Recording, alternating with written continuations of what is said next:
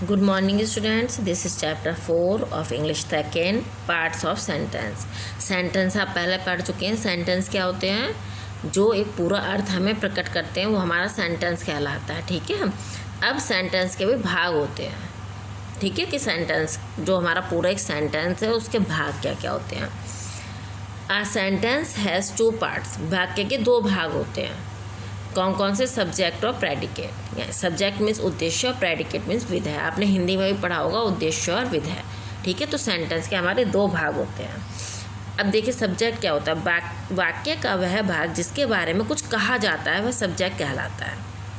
ठीक है, जिसके बारे में सेंटेंस है आपका, उसमें हम जिसके बारे में कहेंगे वो आपका सब्जेक्ट कहलाएगा। देखिए एग्जाम्पल से समझते हैं। अक्षत फ्लाइज द काइट, अक्षत पतंग उड़ाता है। तो पूरे सेंटेंस में हमने किसके बारे में कहा है? अक्षत के बारे में, तो अक्षत इसमें सब्जेक्ट हो गया। Ravi bought a book, Ravi ने एक किताब खरीदी, है ना। तो किसने खरीदी, किसके बारे में सेंटेंस है? रवि के बारे में, तो रवि आपका सब्जेक्ट हो गया।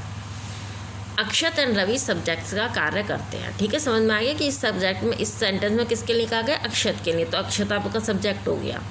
इस सेंटेंस में रवि के लिए कहा गया तो रवि आपका सेंटेंस हो गया। तो ऐसे ही वाक्य में जिसके बारे में को कहा जाता है वो आपका सब्जेक्ट कहलाता है। अब आते हैं हम प्रेडिकेट पर। प्रेडिकेट यानी विधेय। उद्देश्य के विषय में जो कुछ कहा जाता है उसे प्रेडिकेट कहते हैं। ठीक है, उन्हीं एग्जाम्पल से इन्होंने समझाया है। अक्षत फ्लाइज द काइट, अब अक्षत तो आपका सब्जेक्ट हो गया था। अब अक्षत के बारे में क्या कहा गया है कि वो पतंग उड़ाता है, तो फ्लाइज द काइट आपका प्रेडिकेट हो गया। बहुत ही ईजी है, बहुत ही सिंपल है। Ravi bought a book, Ravi ने एक किताब खरीदी, तो रवि तो आपका सब्जेक्ट है, हम बता चुके हैं आपको। अब रवि के बारे में कहा गया है ना कि एक किताब खरीदी, तो ये आपका प्रेडिकेट हो गया। यानी सब्जेक्ट को छोड़ के जो भी बाकी है वो आपका प्रेडिकेट हो गया।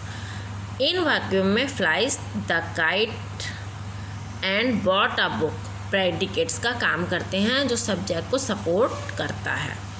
ठीक है बेटा, अब ये आपका एक 4 चैप्टर केवल इतना ही है, केवल सेंटेंस के भाग की सब्जेक्ट और प्रेडिकेट क्या होता है। अब हम आते हैं आके चैप्टर नंबर 5 पर। अब चैप्टर नंबर 5 में क्या है? Parts of subject. अब सब्जेक्ट के भी पार्ट है। ठीक है, अब सब्जेक्ट के क्या पार्ट है? देखिए सब्जेक्ट यानी उद्देश्य, 2 मेन पार्ट्स, इसके 2 मुख्य पार्ट्स हैं। एक तो क्वालिफायर और एक है हेड वर्ड। हेड वर्ड यानी नाउन।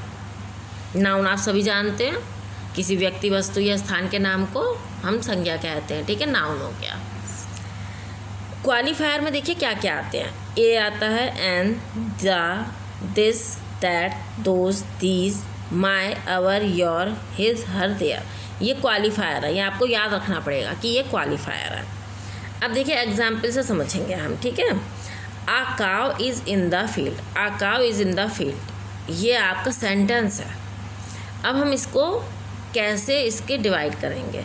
अब देखिए सबसे पहले तो हम इसमें इस सेंटेंस में सब्जेक्ट निकालेंगे। इस सब्जेक्ट में, इस सेंटेंस में सब्जेक्ट है आ काव। इज़ इन द फील्ड तो प्रेडिकेट है, इसका हमें कुछ नहीं करना है, हमें आ काव का पार्ट्स करने हैं। ठीक है, हमने सबसे पहले सब्जेक्ट निकाल लिया, अब हम सब्जेक्ट्स के पार्ट्स करेंगे।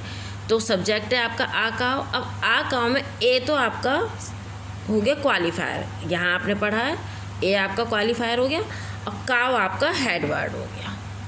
आगे समझो, देखिए नीचे एक टेबल दी हुई है, सब्जेक्ट और प्रेडिकेट। पहले तो हमने सब्जेक्ट और प्रेडिकेट को अलग कर लिया। ठीक है, उसके बाद में अब हमें सब्जेक्ट के भाग करने हैं। तो सब्जेक्ट के आपको 2 भाग बताए थे, क्वालिफायर और हेड वर्ड। तो अब हम यहाँ पर इनको अलग करेंगे। पहला सेंटेंस था आ काव, आ काव में ए आपका क्वालिफायर हो गया, काव आपका हेड वर्ड हो गया।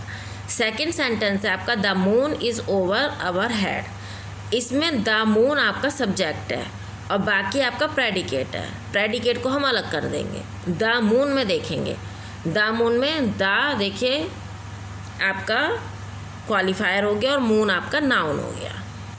दिस पेंसिल इज़ न्यू, यह पेंसिल नई है, तो दिस पेंसिल आपका सब्जेक्ट है, इज़ न्यू आपका प्रेडिकेट हो गया। दिस पेंसिल में दिस आपका क्वालिफायर हो गया, पेंसिल्स आपकी नाउन हो गई। My mother is in the kitchen, मेरी माताजी रसोई में हैं, तो माई मदर आपका सब्जेक्ट है, इज़ इन द किचन आपका प्रेडिकेट है। इस प्रेडिकेट का हमें कुछ नहीं करना है, इसको हमने अलग ऐसे लिख दिया। हमें सब्जेक्ट के पार्ट्स करने हैं। माय आपका क्वालिफायर हो गया, मदर आपका नाउन हो गया। ये टेबल आपकी है, इसमें बहुत अच्छे से समझा रखा है, मैंने भी आपको समझा दिया, ठीक है। अब और भी होते हैं, ये तो सेंटेंस छोटे थे, बड़े सेंटेंस भी होते हैं, तो उसको कैसे डिवाइड करेंगे देखिए। अब जब बड़े सेंटेंस होते हैं तो उसमें क्या क्या होता है, क्वालिफायर होता है, एडजेक्टिव होता है और हेड वर्ड होता है। एक चीज़ और बढ़ गई, एडजेक्टिव। देखिए सेंटेंस क्या क्या है, a little girl came to me. A little girl subject हो गया अब आपका, और केम टू मी आपका प्रेडिकेट है। तो आ लिटिल गर्ल में आ तो आपको क्वालिफायर है, पता ही है आपको, गर्ल आपका नाउन है। अब गर्ल कैसी है, लिटिल है यानी छोटी है, नाउन की विशेषता बता रहा है, तो यानी ये एडजेक्टिव हो गया। तो होगा ना 3 पार्ट्स में, एक क्वालिफायर हो गया, लिटिल एडजेक्टिव हो गया और गर्ल हेड वर्ड हो गया। हेड वर्ड हो गया या नाउन हो गया। ये नीचे ये दी हुआ टेबल, इसमें आप देख सकते हैं, मैं आपको यहीं से समझा रही हूँ। This mad dog bytes. इस पागल कुत्ते, मैड कहते हैं पागल को, इस पागल कुत्ते, यह पागल कुत्ता काटता है। तो दिस मैड डॉग आपका सब्जेक्ट है, दिस क्वालिफायर हो गया आपका, डॉग आपका नाउन है और डॉग की विशेषता क्या है, मैड यानी पागल, तो ये एडजेक्टिव हो गया। तो क्वालिफायर आपका दिस है, एडजेक्टिव आपका मैड है और नाउन आपका डॉग है।